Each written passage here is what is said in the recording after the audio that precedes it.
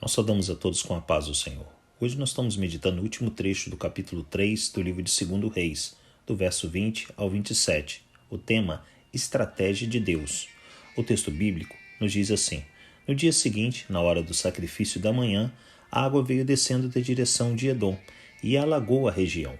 Quando os moabitas ficaram sabendo que os reis tinham vindo para atacá-los, todos os que eram capazes de empunhar armas, do mais jovem ao mais velho, foram convocados e posicionaram-se na fronteira.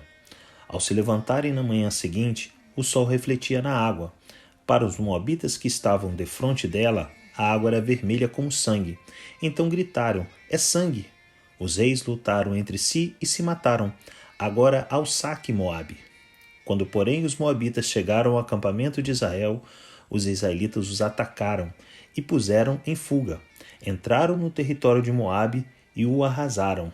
Destruíram as cidades e, quando passavam por um campo cultivável, cada homem atirava uma pedra até que ficasse coberto. Taparam todas as fontes e derrubaram todas as árvores frutíferas. Só Kir-Haresete ficou com as pedras no lugar. Mas homens armados de atiradeiras a cercaram e também a atacaram. Quando o rei de Moabe viu que estava perdendo a batalha, reuniu 700 homens armados de espadas para forçar a passagem, para alcançar o rei de Edom, mas fracassou.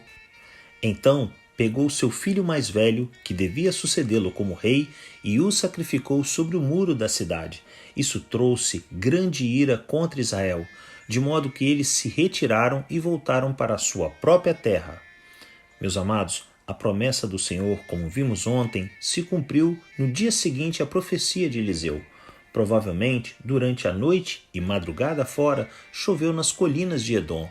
A água escorreu pelo leito seco do riacho, até que pela manhã alcançou o acampamento dos exércitos de Israel, Judá e Edom, descedentando-os e revigorando suas forças.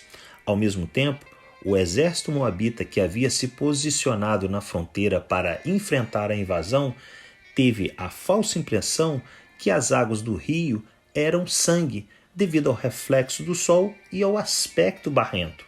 Então deduziram que os 3 reis tinham matado uns aos outros e partiram para pegar os despojos. Mas foram surpreendidos pela coligação dos 3 reis, preparados para a batalha, que os combateram e perseguiram com um ataque fulminante e devastador.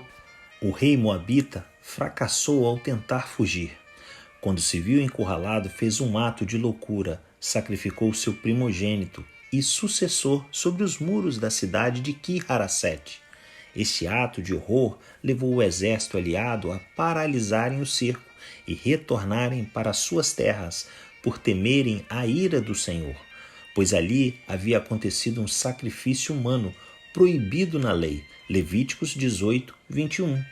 As estratégias de Deus sempre nos surpreendem.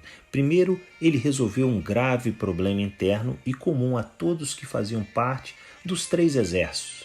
Deu-lhes água para não perecerem e se fortalecerem para enfrentar o inimigo.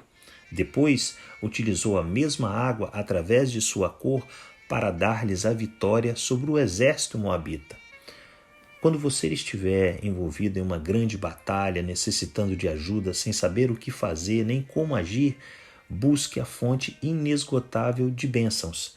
Semelhante àqueles reis, além de confiar e aguardar nele, é preciso entender que ele sempre age de dentro para fora. As vitórias frente às batalhas não são o fim, mas meios de nos edificar em sua presença. Isaías 41:10 nos diz assim: por isso não tema, pois eu estou com você. Não tenha medo, pois eu sou o seu Deus. Eu o fortalecerei e o ajudarei. Eu o segurarei com a minha mão direita vitoriosa. Que Deus nos abençoe em mais esse dia de meditar na sua palavra.